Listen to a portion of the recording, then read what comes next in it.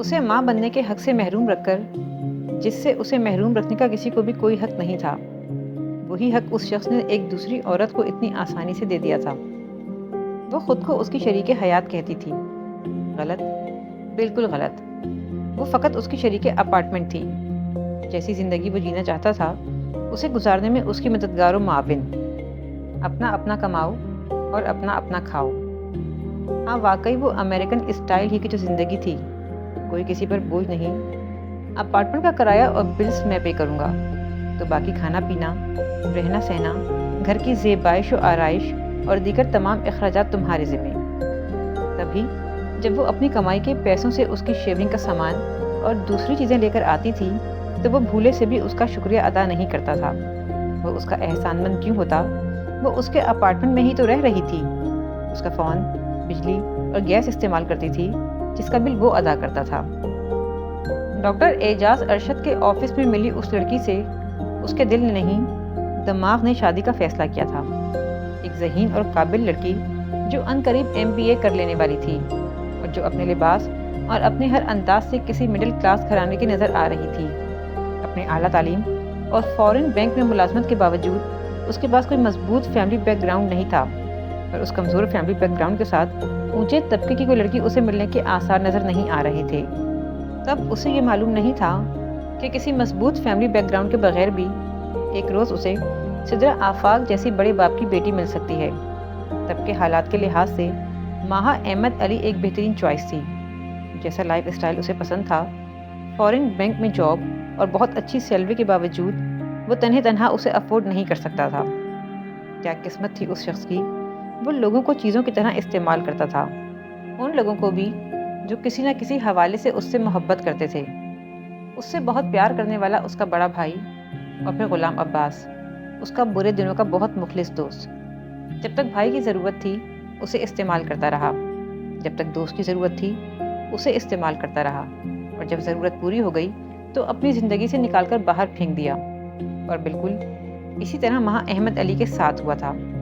سدرا آفاق مل گئی تو اسے بالکل اسی طرح دھتکار دیا گیا جیسے اپنے بھائی اور دوست کو دھتکارا تھا، اور جیسے نہ جانے کتنے اور سادہ لوگوں کو دھتکارا ہوگا۔ 2 سال اور 7 مہینوں کے ساتھ میں اس نے ایک دن بھی ماہا احمد علی کو خود پر بوجھ نہیں بننے دیا۔ اپارٹمنٹ کا کرایہ اور گیس، بجلی اور فون کے بلز پے کرنے کے علاوہ اس کی باقی ساری کمائی کہاں جاتی ہے، ماہا کو کبھی نہیں بتایا گیا۔ قسمت ہے نا اس شخص کی کہ وہ اپنے مقاصد کے حصول کے لیے لوگوں کو استعمال کر رہا ہوتا ہے، اور وہ خوشی خوشی خود کو استعمال کروانے کے ساتھ اس سے محبت بھی کیے جاتے ہیں۔ وہ واپس آئے گا کلثوم، میری محبت اتنی بے اثر تو نہیں ہو سکتی۔ اس کی سمجھ میں نہیں آیا وہ اپنی خوش فہمیوں پر ہنسے یا روئے۔ اتنا یقین اس شخص کے بارے میں جسے نہ اس سے محبت تھی نہ انسیت، اور یہاں تک کہ ہمدردی بھی نہیں تھی۔ اس کی محبت بے اثر بھی تھی اور بے تاثیر بھی، بے فیض بھی اور لا حاصل بھی۔ وہ ایک پتھر کی محبت میں مبتلا تھی جس میں دل اور جذبات نام کی کوئی چیز موجود ہی نہیں تھی۔ اسے حمیر سے زیادہ خود اپنے آپ سے نفرت ہوئی۔ وہ اس شخص کی محبت میں پاگل، دیوانی اور اندھی ہو چکی تھی، اس شخص کی جو انسانیت کی سطح سے اتنا نیچے گرا ہوا ہے اور جو اتنا خود غرض اور اس حد تک کمینہ ہے۔ کلثوم، تم جس شخص کو برا کہتی ہو وہ تمہاری سوچ سے بھی زیادہ پست، گھٹیا اور نیچ ہے۔ اس نے دیکھا وہ اپنا والیٹ نکال کر اس میں سے ہزار کے کئی نوٹ دھڑا دھڑ نکال کر اس لمبی چوڑی خریداری کے بل کی پیمنٹ کر رہا تھا جو بڑے باپ کی اس بیٹی کو اس نے کروائی تھی۔ یہ حمیر رضا کی ایک انویسٹمنٹ تھی نا۔ سیلز مین سے کچھ بات کرتے کرتے سدرا آفاق کی نظر اس پر پڑی تو وہ اپنے شوہر سے آہستہ آواز میں کچھ بولی، شاید یہ کہ وہ دیکھو سامنے کھڑی لڑکی کتنے غور سے آنکھیں پھاڑ کر ہم دونوں کو دیکھ رہی ہے۔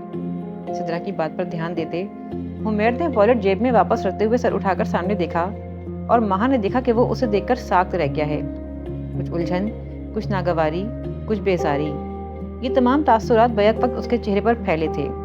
اسے یقیناً اس سے یہ خطرہ لاحق ہوا تھا کہ وہ اپنی عادت کے مطابق رونا دھونا مچا کر پھر اس کے پیروں میں گرنے کی کوشش کرے گی۔ ہومی، تم مجھے چھوڑ کر کیوں چلے گئے؟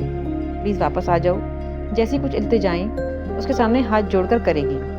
حمیر رضا کی آنکھوں میں کہیں کوئی تماشا نہ ہو جائے کا خوف دیکھ کر اس کا واقعی جی چاہا کہ وہ یہاں اسی دکان میں ایک سین کریٹ کرے، مگر کیا کرتی کہ مہا احمد علی تماشے کر لینے والی لڑکی تھی ہی نہیں۔ اگر واقعی ایسی ہوتی تو اس کے منہ پر کھینچ کر 2-3 تمانچے ضرور مارتی، جس نے اس کی محبت، اس کے خلوص، اس کی سادگی اور اس کی وفاؤں کا مذاق اڑایا تھا۔ کاش وہ کوئی تماشا کر پاتی۔ تم یہاں کھڑی ہو اور وہاں بھابھی اور غزل مجھ سے آ کر پوچھ رہی ہیں کہ مہا کہاں ہے۔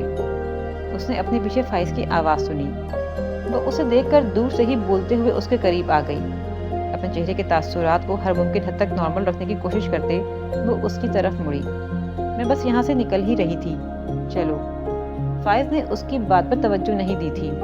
اس کی نگاہیں سامنے کھڑے اس خوبصورت سے جوڑے پر تھیں جو خوشی خوشی اپنے پہلے بچے کی شاپنگ کر کے ابھی فارغ ہی ہوئے تھے۔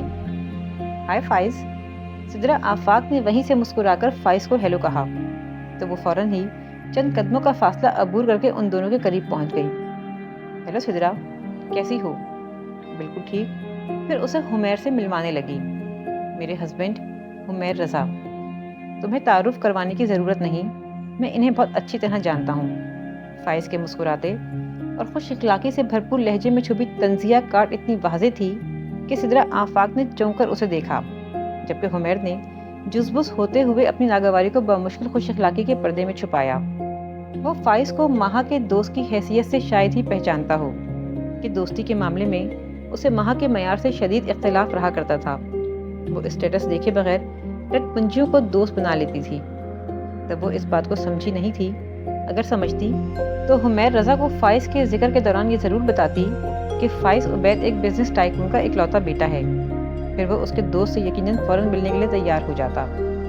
اس وقت اسے مہا کے ساتھ دیکھ کر ظاہر ہے اس نے یہ اندازہ لگایا تھا کہ وہ اس کا کوئی قریبی دوست ہے۔ میرا مطلب ہے تمہاری شادی پر میں حمیر صاحب سے مل چکا ہوں۔ فائز نے مسکراتے ہوئے اپنے جملے کی وضاحت کی۔ وہ ابھی بھی طنزیہ نگاہوں ہی سے مسکراتے ہوئے حمیر کو دیکھ رہا تھا۔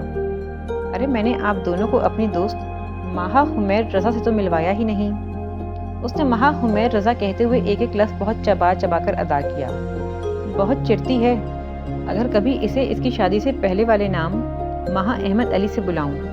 وہ حمیر کی ناگواری اور کوفت اور سدرا کی حیرت و اچنبے کو انجوائے کرتے ہوئے مسکرایا اور پھر گردن گھما کر وہاں دیکھا جہاں وہ کھڑی تھی۔ اس کے ساتھ ساتھ ان دونوں نے بھی وہیں دیکھا تھا۔ وہ جگہ خالی تھی۔ ان کی باہم گفتگو کے دوران ہی وہ وہاں سے نکل کر جا چکی تھی۔ لو مہا تو چلی بھی گئی۔ چلو خیر، کوئی بات نہیں، پھر کبھی آپ دونوں کو اس سے ملواؤں گا۔ بہت اچھی لڑکی ہے، بس ایک ہی خرابی ہے اس میں، اسے لوگوں کی پہچان نہیں، سب کو اپنے جیسا سچا اور مخلص سمجھتی ہے۔ حمیر کے چہرے سے اب رسمی سی مسکراہٹ بھی مکمل طور پر رخصت ہو چکی تھی۔ وہ اب واضح برہمی اور غصے سے فائز کو دیکھ رہا تھا، جبکہ سدرا سب کچھ سمجھ لینے کے بعد اس بگڑتی صورتحال کو اپنے قابو میں کرنے اور فائز عبید کی مسلسل چلتی منہ پھٹ زبان کو خاموش کرانے کی کوشش کر رہی تھی۔ مگر فائز عبید اس کی کوششوں سے نہیں، اپنی مرضی سے خاموش ہوا تھا۔ اسے جو کہنا تھا وہ کہہ چکا تھا۔ اسی لیے سدرا سے خدا حافظ کہتے ہوئے اس نے حمیر کی طرف ہاتھ بڑھایا۔ امید ہے آپ کو مجھ سے مل کر خوشی ہوئی ہوگی۔ حمیر نے بحالت مجبوری اس سے ہاتھ ملایا تھا۔ وہ اپنی گاڑی کے پاس پہنچا تو وہاں مہا بھابھی اور غزل کے ساتھ ہنسنے اور باتیں کرنے میں مصروف تھی۔ اس کی مسکراہٹ دیکھ کر کوئی کہہ ہی نہیں سکتا تھا کہ ابھی کچھ دیر پہلے وہ کن لوگوں سے ملی ہے، اس کے ساتھ کیا ہوا ہے۔ اپنی دوست کے اس دکھ پہ بے انتہا دکھ محسوس کرنے کے باوجود اسے اس پر نئے سرے سے شدید غصہ آیا۔ وہ دوستوں کے خلوص کو پہچانتی ہے، اسے جانتی اور مانتی بھی ہے، مگر پھر بھی وہ اپنے دکھ کسی اور سے تو کیا دوستوں سے بھی شیئر کرنا گوارا نہیں کرتی۔ فائز تم؟ گھر پہنچنے کے بعد وہ قصدن گاڑی سے سب سے آخر میں اتری اور جیسے ہی غزل اور بھابھی گیٹ میں گھسیں اس نے فائز کو مخاطب کیا۔ بے فکر رہو، میں یہ بات کسی کو نہیں بتاؤں گا۔ فائز نے چڑھ جانے والے انداز میں اس کی بات کاٹ دی۔ نہیں، میں یہ نہیں کہہ رہی۔ پھر یہ پوچھنا چاہتی ہوگی کہ مجھے یہ سب کب سے معلوم ہے اور میں سدرا کو کیسے جانتا ہوں؟ میں اسے بچپن سے جانتا ہوں۔ میں نے اور اس نے امریکہ میں ایک ہی اسکول میں پڑھا ہے۔ اس کی ممی کی میری مما کے ساتھ دوستی ہے، اور یہ کہ میں نے اس کی شادی میں شرکت بھی کی تھی اور دولہا کی حیثیت سے حمیر رضا کو دیکھ کر میں ساگ بھی رہ گیا تھا۔ تب تمہارے آفس سے غیر حاضری کی وجہ میری سمجھ میں آ گئی تھی۔ میں اسی رات کلثوم کے گھر گیا تھا، یہ سوچ کر کہ شاید وہ یہ سب کچھ پہلے سے جانتی ہوگی، مگر اسے تو کچھ معلوم ہی نہیں تھا پھر میں نے بھی اسے کچھ نہیں بتایا اور خاموشی سے وہاں سے آ گیا۔ تم نے نہ کلثوم کو بھروسے کے قابل سمجھا نہ مجھے۔ تم آفس سے طویل چھٹی لے کر گھر پر بند تھیں۔ میرا کتنی بار دل چاہا کہ میں کلثوم کو ساتھ لے کر تمہارے پاس آؤں، ہم دونوں مل کر تمہارا دکھ شیئر کریں، لیکن اگر میں ایسا کرتا تو تمہیں تو یہی لگتا کہ تمہارے دوست تمہارا غم بانٹنے نہیں بلکہ مزہ لینے آئے ہیں۔ جب تم ایسا سمجھتی تھیں تو بس میں خاموش ہو گیا، حالانکہ کتنی بار میرا دل چاہا کہ تم سے کہوں ایک بار اپنے دوستوں کے پاس بیٹھ کر آنسو بہا لو اور خبردار پھر کبھی مت رونا، اور اس شخص کے لیے تو ہرگز نہیں۔ وہ شخص تو نہیں، ہاں اپنے دوست کا خلوص ضرور اس کی آنکھوں میں آنسو لے آیا تھا۔ فائز، آئی ایم سوری اگر میں نے تمہیں ہرٹ کیا۔ مجھے تم پر اور کلثوم پر دونوں پر پورا بھروسہ ہے، اور میں یہ بات بہت اچھی طرح جان گئی ہوں کہ اگر خونی اور شرعی رشتوں کے حوالے سے میں محروم رکھی گئی ہوں تو مجھے اتنے مخلص دوست دے کر کاتب تقدیر نے ان ساری محرومیوں کا ازالہ بھی کر دیا ہے۔ اس پل اس نے فائز سے اپنے آنسو نہیں چھپائے تھے۔ اس رات جب وہ سونے لیٹی تو ہر رات کی طرح اپنے قریب ایک وجود کی کمی محسوس نہیں کی، اپنے گرد ان باہوں کا سہارا نہیں تلاشا، نہ ہر رات کی طرح کروٹیں بدل بدل کر خود ہی روئی اور خود ہی خاموش ہوئی، نہ اس کی تصویر کو اپنے پہلو میں رکھا، نہ اس سے باتیں کی، نہ یہ کہا کہ جب مجھے تمہارے بغیر نیند نہیں آتی تو تمہیں میرے بغیر کیسے آتی ہوگی۔ اس کی آنکھیں پانیوں سے بھری ہوئی تھیں، مگر اس شخص کی محبت میں نہیں، اپنی تسلیم، اپنی ذلت اور اپنی بے عزتی کے احساس پر، اپنے جذبوں کے بے توقیر ہونے پر۔ 9 مہینے جس انتظار میں اس نے پل پل جیتے اور مرتے گزارے، وہ انتظار آج سے ختم ہوا۔ اس نے اس کی وہ تصویر جو وہ ہر وقت اپنے پاس رکھتی تھی پرزے پرزے کر ڈالی۔ جیسے تم نے مجھے اپنی زندگی سے نکالا ہے، ایسے ہی آج میں بھی تمہیں اپنی زندگی سے نکال رہی ہوں۔ آج سے تم میرے لیے مر چکے ہو مہر رضا، میں تم سے نفرت کرتی ہوں، شدید نفرت، اور میری یہ نفرت مرتے دم تک قائم رہے گی۔ میں تمہیں کوئی بد دعا نہیں دے رہی، ہاں، مگر میں تمہیں کبھی معاف بھی نہیں کروں گی، قیامت تک نہیں، روز حشر تک نہیں۔ وہ وہی مہا احمد علی تھی، وہی اس کی زندگی، وہی اس کے روز و شب، وہی اس کا آفس، اور وہی اس کا ایک کمرے پر مشتمل گھر اور تنہا زندگی۔ فرق تھا تو یہ کہ اب اسے کسی کا انتظار نہیں تھا۔ اب اس کی کوئی صبح اس سوچ سے شروع نہیں ہوتی تھی کہ شاید آج وہ واپس آ جائے، اور نہ کوئی رات یہ سوچتے کہ کیا پتہ آنے والی اگلی شب وہ اس کے پاس ہو۔ زندگی کے دن رات اور اس کے معمولات سب ویسے ہی تھے، تبدیلی صرف اس کی سوچوں میں آئی تھی۔ اب وہ اپنے اندر مر جانے والی زندگی کو پھر سے زندہ کرنے کی کوشش کر رہی تھی۔ وہ زندگی کو جینا چاہتی تھی۔ وہ اپنی جاب میں اتنی بے تحاشا محنت کرنے لگی تھی کہ اس کے کولیگز اس کے نہ تھکنے پر حیران رہ جایا کرتے تھے۔ اپنی پروفیشنل قابلیت میں اضافے کے لیے وہ شہر کے بہترین انسٹیٹیوٹس کے ایوننگ پروگرامز میں پروفیشنل کورسز کیے جا رہی تھی۔ وہ کورسز جہاں اس کی قابلیت کو بڑھا رہے تھے، وہاں اس کا اعتماد بحال کرنے کا کام بھی کر رہے تھے، اور اسے رات گئے تک خود کو مصروف رکھنے کا موقع بھی فراہم کر رہے تھے۔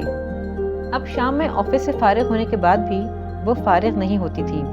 کبھی وہ اپنے کورسز اٹینڈ کر رہی ہوتی تھی، کبھی لائبریری میں بیٹھ کر پڑھ رہی ہوتی تھی، اور کبھی رات میں اپنے کمرے میں بہت دیر جاگ کر کتابوں اور انٹرنیٹ کا سہارا لے کر وہ سب سمجھنے کی کوشش کر رہی ہوتی تھی جو لیکچر کے دوران سمجھ میں نہیں آتا تھا۔ اب وہ پہلے کی طرح اندھا دھند پیسے نہیں خرچ کرتی تھی، بلکہ بہت سوچ سمجھ کر باقاعدہ پلاننگ کر کے اپنی تنخواہ خرچ کرتی۔ ایک بار ٹھوکر کھائی تھی، ایک بار غلطی کی تھی، بار بار تو اسے نہیں دہرا سکتی تھی۔ اب اس کے 2 مختلف بینکس میں الگ الگ اکاؤنٹس تھے۔ اپنی بہت شاندار سی سیلری کا وہ صرف اتنا حصہ استعمال کرتی جتنا اسے اپنے پروفیشنل کورسز کرنے اور ان کورسز سے متعلق مہنگی کتابیں خریدنے کے لیے درکار ہوتا۔ ہاں، ایک اضافی خرچہ اس نے لیپ ٹاپ خریدنے کا ضرور کیا تھا کہ وہ گھر پر پڑھنے اور کام کرنے کے لیے اسے لازمی چاہیے ہوتا تھا۔ اس کے پچھلے پروموشن کو صرف 2 سال ہی ہوئے تھے اور وہ دوبارہ ترقی پا گئی تھی۔ اس کی محنت، اس کی لگن اور پروفیشنل قابلیت میں ہوتا مسلسل اضافہ، یہ سب اس کی سفارشیں تھیں۔ وہ میرٹ پر منتخب ہوئی تھی۔ یہ احساس اس کی کھوئی خود اعتمادی کو واپس لا رہا تھا۔ اگر کسی ایک انسان نے اسے رد کر دیا تو اس کا مطلب یہ نہیں کہ وہ بالکل بیکار، غیر اہم اور بے قیمت ہو گئی ہے۔ وہ خود کو خود اپنی ہی نظروں میں سرخرو کرنے کے جتن کر رہی تھی۔ اس کے پروموشن پر فائز اور کلثوم خاص طور پر اس کے پیچھے لگ گئے تھے کہ وہ اس خوشی میں سب کو ٹریٹ دے۔ فائز نے خود ہی پکنک کا پروگرام ترتیب دے ڈالا، جس میں لنچ سمیت دیگر تمام خرچہ ماہ کے ذمے تھا۔ یوں ان سب نے آنے والا ویکینڈ فارم ہاؤس پر ہلا گلا کرتے گزارا۔ انکل آنٹی بھیا بھابھی وغیرہ تو سب تھے ہی، ساتھ ہی کلثوم اپنے شوہر اور بچوں کے ساتھ اور غزل بھی اپنے شوہر اور بیٹی کے ساتھ پکنک پر موجود تھی۔ فائز کے ساتھ اس نے زارا اور فائز کی بہن آمنہ کو بھی انوائٹ کیا تھا۔ فائز کی 1 مہینے بعد زارا سے شادی ہونے والی تھی۔ وہ جتنا ہر دل عزیز تھا تو سبھی اس کی شادی کے لیے بے انتہا پرجوش تھے۔ کلثوم، غزل اور بھابھی کی طرح وہ بھی اس کی شادی میں پہننے کے لیے 3-4 جوڑے بنا چکی تھی اور اسے اور زارا کو دینے کے لیے ایک شاندار سا تحفہ بھی خرید چکی تھی۔ پکنک والے دن فائز اور آمنہ کے ساتھ زارا کو نہ دیکھ کر اس نے ہی سب سے پہلے زارا کی غیر موجودگی کے بارے میں دریافت کیا تھا۔ سوری مہا، میں تمہارا انویٹیشن اسے نہیں دے پایا۔ اصل میں وہ کل یا شاید پرسوں کی فلائٹ سے نیو یارک جا رہی ہے، تو ظاہر ہے اپنی تیاریوں میں مصروف ہوگی۔ فائز نے مسکراتے ہوئے اس کے استفسار پر جواب دیا۔ New York? لیکن ابھی 6 مہینے پہلے ہی تو وہ امریکہ سے لوٹی ہے، پھر اتنی جلدی دوبارہ؟ تو کیا 6 مہینے بعد دوبارہ جانے پر پابندی لگ جاتی ہے؟ وہ اس کی حیرت پر مسکرایا۔ وہ گاڑی ڈرائیو کر رہا تھا، ابھی وہ لوگ راستے میں ہی تھے۔ فائز کا جواب سنتے اس کی آمنہ کے چہرے پر نظر پڑی تو اسے وہاں کچھ غیر معمولی سے تاثر نظر آیا، یوں جیسے یہ ذکر اسے ناخوش اور دکھی کر رہا ہو، جبکہ فائز بالکل نارمل اور مطمئن تھا۔ بھائی وہ امریکہ جا رہی ہے، ہمیشہ کے لیے وہاں سیٹل ہونے کے لیے۔ وہ کہتی ہے کہ وہ وہیں پیدا ہوئی، پلی بڑھی اور وہیں تعلیم حاصل کی ہے، تو اسے پاکستان میں نہیں وہیں پر ہی رہنا چاہیے۔ اگر پچھلے چند سال اس نے پاکستان میں گزار لیے، یہاں پر میڈیسن پڑھ لی، تو اس کا یہ مطلب ہرگز نہیں کہ وہ اپنی ساری زندگی یہیں گزارنا چاہتی ہے۔ وہ چاہتی ہے کہ میں شادی کے بعد اس کے ساتھ امریکہ میں سیٹل ہو جاؤں۔ اور تمہیں تو پتہ ہے یار، میرا پاکستان اور اپنے گھر والوں کو چھوڑ کر کسی اور ملک میں سیٹل ہونے کا کبھی بھی ارادہ نہیں تھا، چاہے میری جنم بھومی امریکہ ہی کیوں نہ ہو۔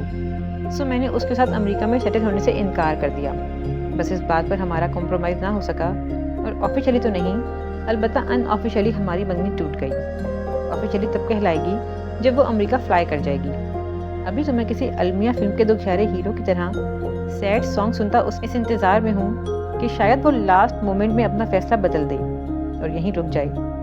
ہلکے پھلکے موڈ میں مسکراتے ہوئے فائز نے ایک ایسی بات ان سب کو بتائی جسے سن کر مہا کے ساتھ ساتھ انکل اور کلثوم بھی ہکا بکا رہ گئے۔ وہ زارا علیم سے بے تحاشا محبت کرتا تھا، اور اس کی محبت گاڑی میں موجود کسی بھی فرد سے چھپی ہوئی نہیں تھی۔ سب ایسی شوق کی کیفیت میں آئے تھے کہ فارم ہاؤس تک پہنچے سے سب بالکل خاموش اور گمسم سے بیٹھے رہے۔ فائز اور زارا کی ایک دوسرے سے والہانہ محبت، پھر اس محبت کے نتیجے میں دوران تعلیمی ہو جانے والی ان کی منگنی، جو اتنے برسوں تک قائم رہنے کے بعد عین اس وقت ٹوٹ گئی جب ان کی شادی کی تیاریاں تکمیل کے آخری مراحل میں تھیں۔ تم تو ایسے چپ ہو گئی ہو جیسے میں نے تمہیں کسی کے مرنے کی خبر سنائی ہے۔ وہ وہاں آنے کے بعد بھی بالکل خاموش تھی، جبکہ باقی سب نے اپنے موڈ ٹھیک کر لیے تھے۔ فائز تم اسے روک کیوں نہیں رہے؟ اتنی سی بات پر اتنا بڑا فیصلہ؟ وہ درختوں کے سائے میں ایک طرف تنہا اور خاموش کھڑی تھی۔ فائز بھی اس کے پاس وہیں آ کر کھڑا ہو گیا تھا۔ جنہیں جانا ہوتا ہے وہ روکنے سے رک جاتے ہیں مہا۔ اس کا سوالیہ انداز ایسا تھا جیسے کہنا چاہتا ہو، تم تو یہ بات مت کہو، تم تو اچھی طرح جانتی ہو کہ جانے والے روکنے سے رکتے نہیں۔ کیا تم روک پائی تھی اسے؟ نہیں نا، تو میں بھی نہیں روک پا رہا۔ فائز، وہ دکھ بھری نگاہوں سے اپنے دوست کو دیکھ رہی تھی، جس کی آنکھوں میں ٹھہرا درد مسکراہٹ کے پیچھے بھی اسے صاف دکھ رہا تھا۔ اسے لگتا ہے مجھے اس سے کبھی محبت تھی ہی نہیں۔ اگر میں اس سے محبت کرتا تو اتنی سی بات کو ایشو نہ بناتا اور اس کے ساتھ جانے سے انکار نہ کرتا۔ محبت میں شرائط نہیں رکھی جاتی مہا، اگر اس نے رکھی۔ اگر میرے ساتھ چلو گے تو تم سے شادی کروں گی، ورنہ نہیں۔ میں اسے غلط سمجھنے کے باوجود اس کی بے جا ضد مان جاتا، صرف اس کی محبت کی خاطر اس کے ساتھ امریکہ سیٹل ہونے کے لیے تیار ہو جاتا۔ اگر میں اپنے پاپا کا اکلوتا بیٹا ہوں، میرے علاوہ ان کے اور بیٹے نہیں جو ان کا بزنس سنبھال سکیں۔ میرے پیرنٹس کو میری ضرورت ہے اور میں انہیں چھوڑ کر کہیں اور جا بسوں؟ نہیں مہا، میں ایسا نہیں کر سکتا۔ حالانکہ پاپا کہتے ہیں وہ مینیج کر لیں گے، میں زارا کے ساتھ چلا جاؤں۔ شادی کے بعد امریکہ سیٹل ہونے جیسی کوئی بات ہمارے درمیان کبھی نہیں ہوئی تھی۔ اس نے اپنی یہ خواہش میرے سامنے رکھی اور میرے انکار پر اپنی خواہش کو اپنی شرط اور اپنی ضد بنا لیا۔ ایسا تو نہیں کہ میں اسے اس کی فیملی سے دور رہنے کا کہہ رہا ہوں۔ اس کے والدین یہیں کراچی میں رہتے ہیں، اور نہ ہی ہماری منگنی ایسی کسی شرط کے ساتھ ہوئی تھی جو یہ کہا جائے کہ میں اپنے وعدے سے مکر رہا ہوں۔ اس نے مجھے کل تک کا ٹائم دیا ہے، اگر میں جانے کی حامی بھر لوں تو وہ رک جائے گی، اور پھر 1 مہینے بعد شادی کر کے اور مزید 15-20 روز کراچی میں قیام کر کے ہم دونوں ساتھ امریکہ چلے جائیں گے، اور اگر نہیں تو کل وہ یہاں سے اکیلی چلی جائے گی۔ وہ اب بہت سنجیدگی سے اسے ساری بات بتا رہا تھا۔ اس نے اپنے چہرے پر سے مسکراہٹ کا پردہ ہٹا دیا تھا۔ اسے فائز کے چہرے پر دکھ اور کرب واضح دکھائی دے رہے تھے۔ اس نے مجھے بتایا ہے کہ اسے مجھ سے پہلے بھی کافی شکایتیں تھیں، مگر چونکہ وہ مجھ سے محبت کرتی ہے اس لیے قصداً انہیں نظر انداز کرنے کی کوشش کرتی تھی۔ تو اس کے پوچھے بغیر اسے ساری بات بتاتا چلا گیا۔ مجھے تمہیں یہ ساری بات بتاتے ذرا سی بھی انسلٹ فیل نہیں ہوئی مہا، کہ میری منگیتر این شادی سے 1 مہینے پہلے مجھے چھوڑ کر چلی جانے والی ہے، اس لیے کہ میں جانتا ہوں یہ تمہارے لیے کوئی چٹخارے دار قصہ نہیں بلکہ دل کو دکھا دینے والی ایک خبر ہے۔ وہ اسے اس کی کس کوتاہی اور کس غلطی کا احساس دلانا چاہ رہا تھا وہ جانتی تھی، اور بے ساختہ ہی ندامت سے اس کی آنکھیں جھک گئی تھیں۔ اس بات کے بعد پھر پکنک کے دوران کسی وقت بھی زارا علیم کا ذکر نہیں ہوا تھا۔ لنچ کے بعد سب نے اسے گفٹس، کارڈز اور پھول دے کر حیران کر دیا تھا۔ کلثوم نے، فائز نے، آنٹی انکل نے، بھیا بھابھی نے، غزل نے، سب کے گفٹس یہ بتا رہے تھے کہ بڑی سوچ بچار اور غور و فکر کے بعد خریدے گئے ہیں، کہ ان میں ہر چیز 100% اس کی پسند کی تھی۔ اتنا بے تحاشا پیار اور خلوص اس کی آنکھوں میں خوشی کے آنسو لے آیا تھا، اور ساتھ ہی اس کے دل کو ندامت سے بھی دوچار کر گیا تھا۔ اتنی محبتیں اس کے گرد ہیں اور وہ پھر بھی ناشکرے پن کا مظاہرہ کرتی ہے۔